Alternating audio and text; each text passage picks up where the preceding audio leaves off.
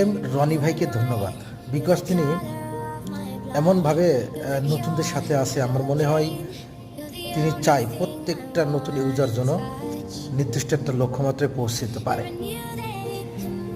গতকাল রাত্রেবেলায় হঠাৎ যখন দেখলাম বিএম রনি ভাই আমার 50টা স্টার চ্যালেঞ্জের ভিতরে 10টা ফুল তিনি একাই দিয়েছেন, আমার যে কি একটা অনুভূতি হচ্ছিল আমি আপনাদেরকে বোঝাইতে পারবো না।